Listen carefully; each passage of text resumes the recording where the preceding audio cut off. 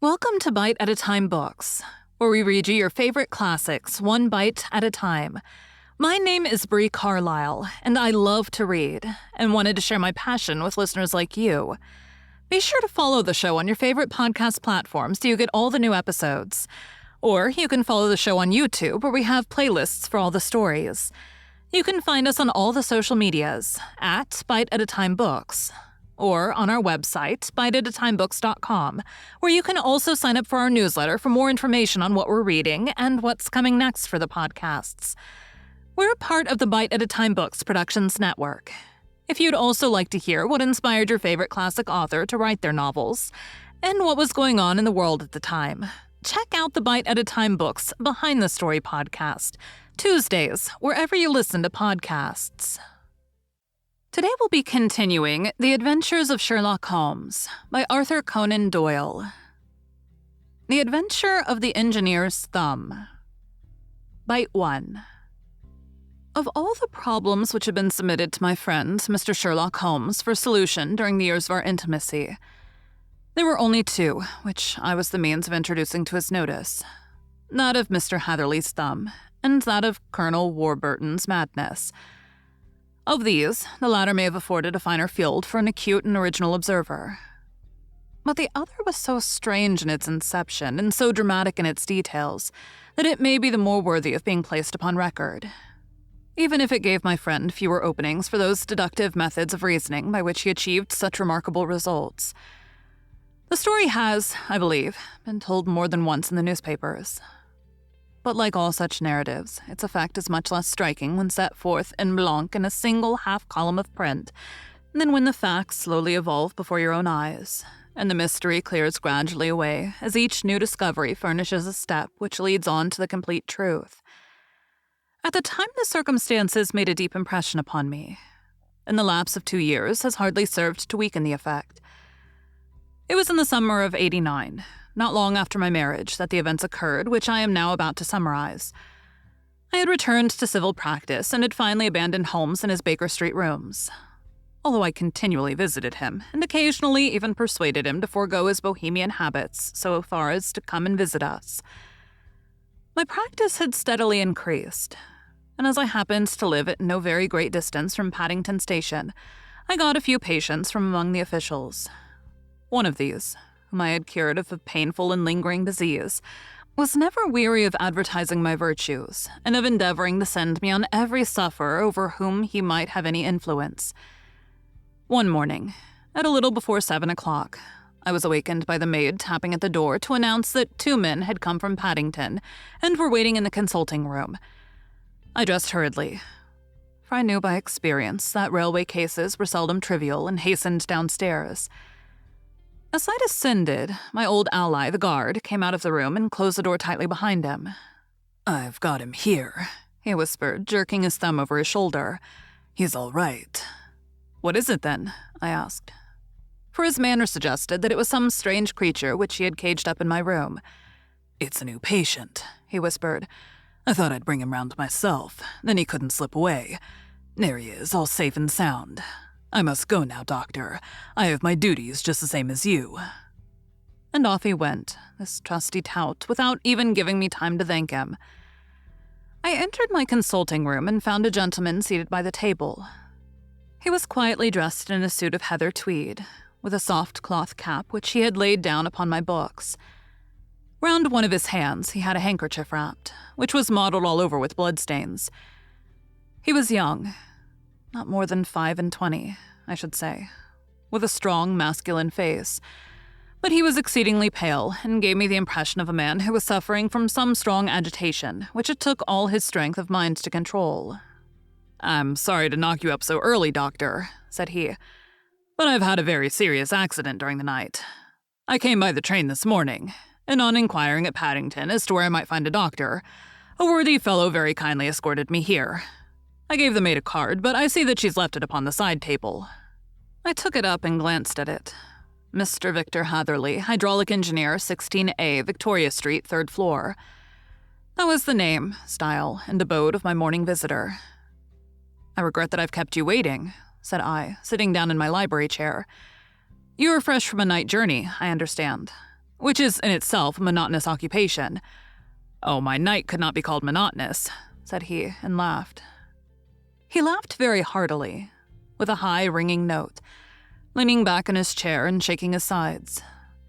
All my medical instincts rose up against that laugh. "Stop it," I cried. "Pull yourself together." And I poured out some water from a carafe. It was useless, however. He was off in one of those hysterical outbursts which come upon a strong nature when some great crisis is over and gone.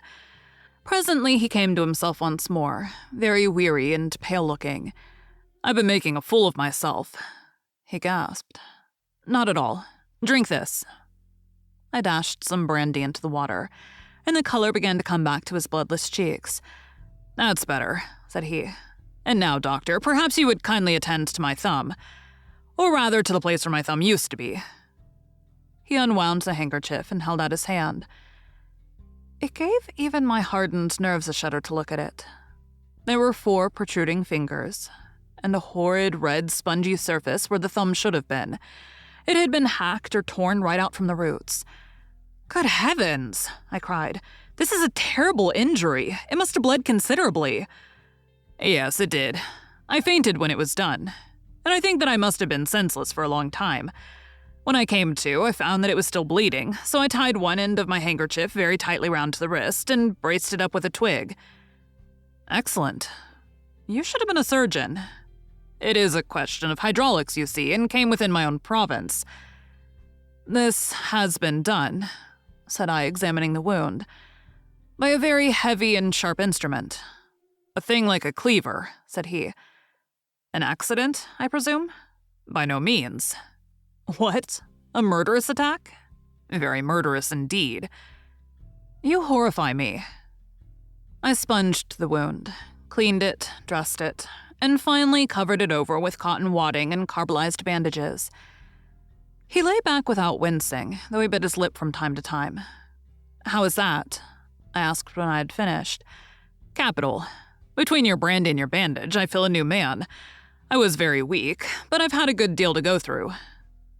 "Perhaps you had better not speak of the matter. It is evidently trying to your nerves." "Oh, no, not now. I shall have to tell my tale to the police. But between ourselves, if it were not for the convincing evidence of this wound of mine, I should be surprised if they believed my statement, for it is a very extraordinary one, and I've not much in the way of proof with which to back it up. And even if they believe me, the clues which I can give them are so vague that it is a question whether justice will be done." "Ha!" cried I. "If it is anything in the nature of a problem which you desire to see solved, I should strongly recommend you come to my friend Mr. Sherlock Holmes before you go to the official police." "Oh, I've heard of that fellow," answered my visitor, "and I should be very glad if he would take the matter up. Though, of course, I must use the official police as well. Would you give me an introduction to him?" "I'll do better. I'll take you round to him myself." "I should be immensely obliged to you." "We'll call a cab and go together. We shall just be in time to have a little breakfast with him. Do you feel equal to it?" "Yes. I shall not feel easy until I've told my story." "Then my servant will call a cab, and I shall be with you in an instant." I rushed upstairs, explained the matter shortly to my wife, and in 5 minutes was inside a hansom, driving with my new acquaintance to Baker Street. Sherlock Holmes was, as I expected, lounging about his sitting room in his dressing gown, reading the agony column of the Times, and smoking his before-breakfast pipe, which was composed of all the plugs and dawdles left from his smokes of the day before, all carefully dried and collected on the corner of the mantelpiece. He received us in his quietly genial fashion, ordered fresh rashers and eggs, and joined us in a hearty meal. When it was concluded, he settled our new acquaintance upon the sofa, placed a pillow beneath his head, and laid a glass of brandy and water within his reach. "It is easy to see that your experience has been no common one, Mr. Hatherley," said he. "Pray, lie down there and make yourself absolutely at home. Tell us what you can, but stop when you're tired, and keep up your strength with a little stimulant." "Thank you," said my patient. "But I've felt another man since the doctor bandaged me, and I think that your breakfast has completed the cure. I shall take up as little of your valuable time as possible, so I shall start at once upon my peculiar experiences." Holmes sat in his big armchair, with the weary, heavy-lidded expression which veiled his keen and eager nature, while I sat opposite to him, and we listened in silence to the strange story which our visitor detailed to us. "You must know," said he, "that I am an orphan and a bachelor, residing alone in lodgings in London. By profession, I am a hydraulic engineer, and I've had considerable experience of my work during the 7 years that I was apprenticed to Venner and Matheson, the well-known firm of Greenwich.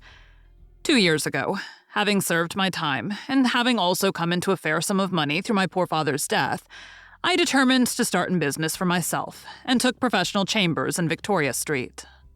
I suppose that everyone finds his first independent start in business a dreary experience.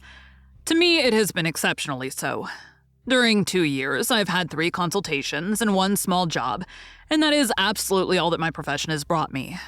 My gross takings amount to £27 10 shillings. Every day, from 9 in the morning until 4 in the afternoon, I waited in my little den until at last my heart began to sink, and I came to believe that I should never have any practice at all. Yesterday, however, just as I was thinking of leaving the office, my clerk entered to say there was a gentleman waiting who wished to see me upon business. He brought up a card, too, with the name of Colonel Lysander Stark engraved upon it. Close at his heels came the colonel himself, a man rather over the middle size, but of an exceeding thinness. I do not think that I've ever seen so thin a man.